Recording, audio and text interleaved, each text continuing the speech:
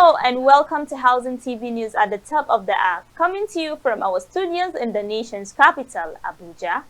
I am Siama Ali Ibrahim. Our top stories.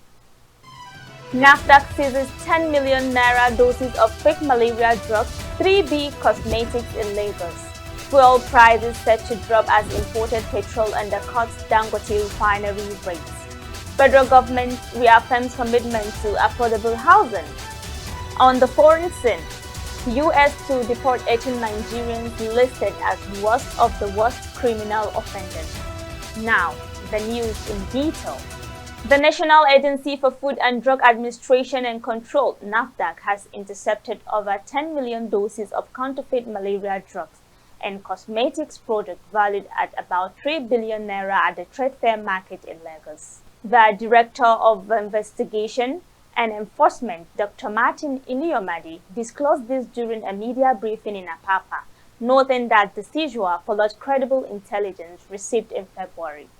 He said the confiscated items include fake anti-malaria medicines, cerebral malaria injections, antibiotics, Postino, and Analgin, a drug banned in Nigeria for nearly 15 years, according to Iliomadi.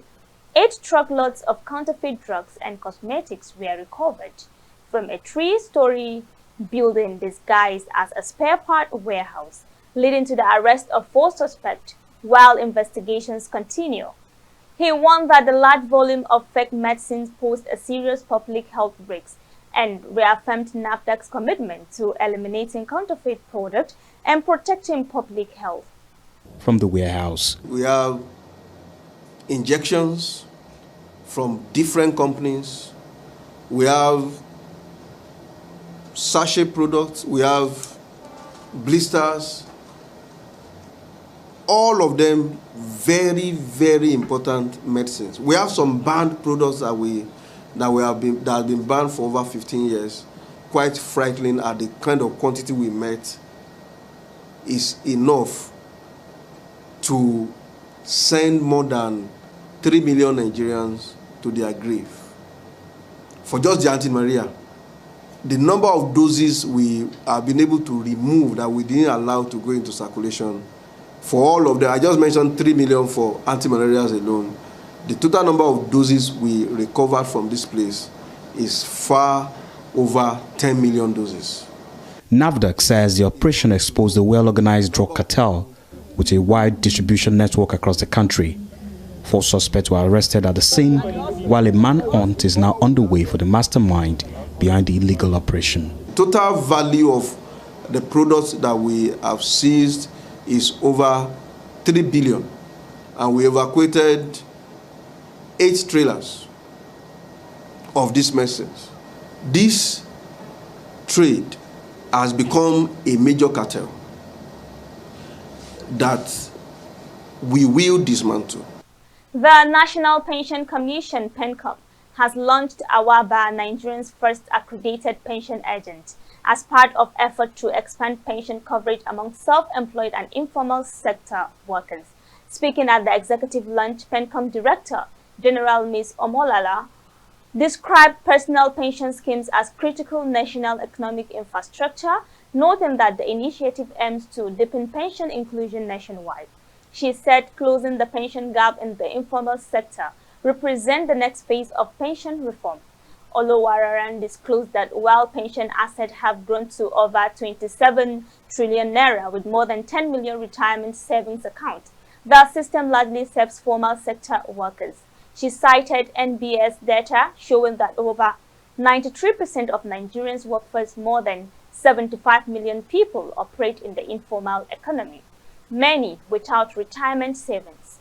She added that the initiative will allow Nigerians to contribute to pensions through direct debit from POS terminals across the country.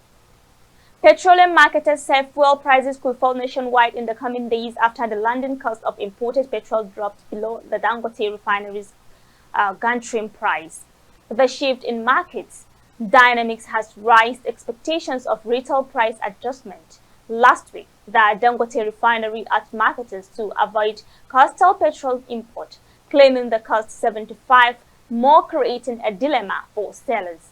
Currently, petrol retails between 839 and 905 per litre in Abuja.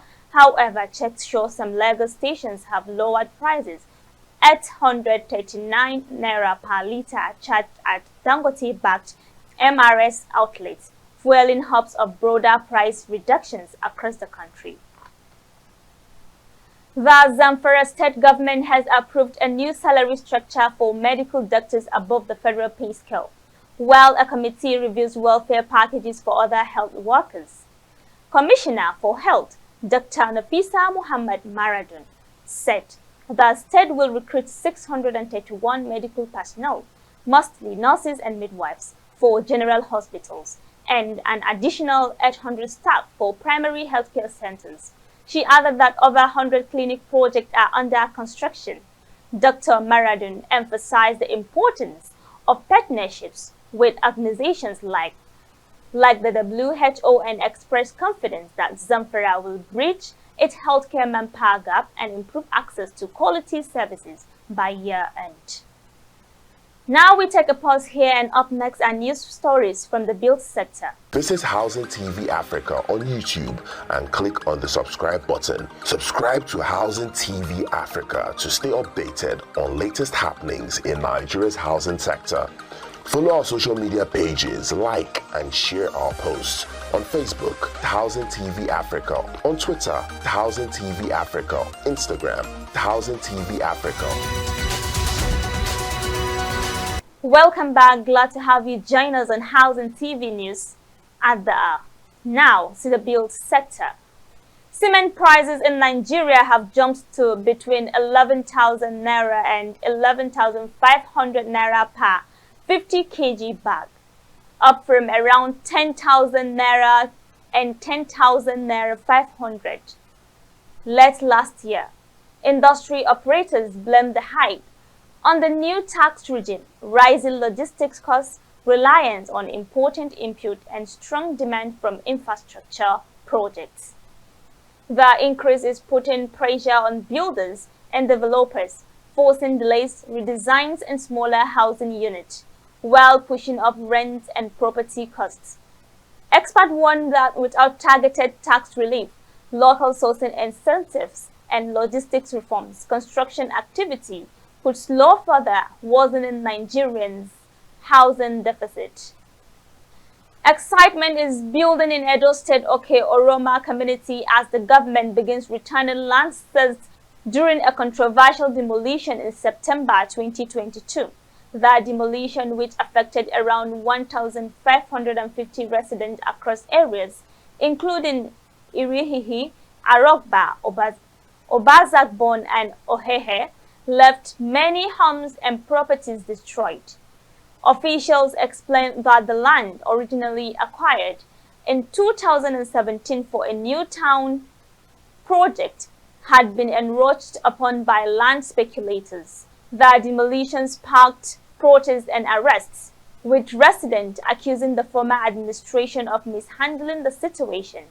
Governor Opebolo, who had promised during his campaign to restore the land to rightful owners, set up a committee led by Dr. Tony to verify ownership documents. Yakubu Musa, the former commissioner for land and housing, confirmed that authenticated owners are now receiving allocation letters, bringing hope and closure to the affected residents. And now on the foreign scene. U.S. to deport 18 Nigerians listed as worst of the worst criminal offenders.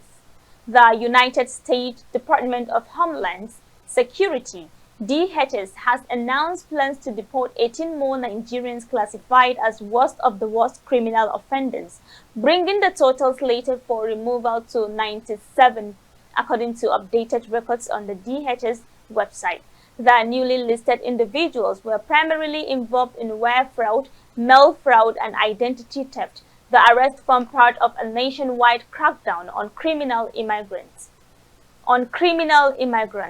Named among the latest Nigerians are Oluwasenu Akinola Afolabi, Olugbemini Aderigbe, Benjamin Ifebajo, Obinwan Okeke, Kolawole Aminu, Olufonsho, and Franklin Ebeabuchi. The move reflects the Trump administration's continued headline stance on illegal and criminal immigrants, with several foreign nationals, including Nigerians, affected by the enforcement drive. British Prime Minister Keir Starmer has rejected calls to resign following criticism over his appointment of Peter Mandelson as the U.S. ambassador, whose close ties to the late sex offender Jeffrey Epstein have sparked public and political outrage. Pressure intensified after Anas Sarwar, leader of the Scottish Labour Party, demanded Starmer step down, and two senior aides resigned in quick succession. Communications chief Tim Allen quit a day after Starmer's top aide Morgan M. Sweeney resigned, taking responsibility for advising on Mandelson's controversial appointment. Despite the upheaval, Starmer vowed to remain in office and address the crisis, attempting to shift focus amid mounting questions about his judgment and leadership. That's how much we can take on Housing TV News at the top of the hour. A quick recap of our top stories. In our news, you had NAFDAC seizes 10 million naira doses of fake malaria drugs, 3B Cosmetics in Lagos. Fuel prices set to drop as imported petrol undercuts Dangote refinery rates. Federal government reaffirms commitment to affordable housing. And on the foreign scene, you heard U.S. to deport 18 Nigerians listed as worst of the worst criminal offenders. For more news in the housing sector, subscribe to Housing TV Africa on YouTube and follow Housing TV on all social media platforms. Download the Housing TV Africa mobile app on Google Play Store and Apple Store. I am Siama Ali Ibrahim. Thanks for listening and bye for now.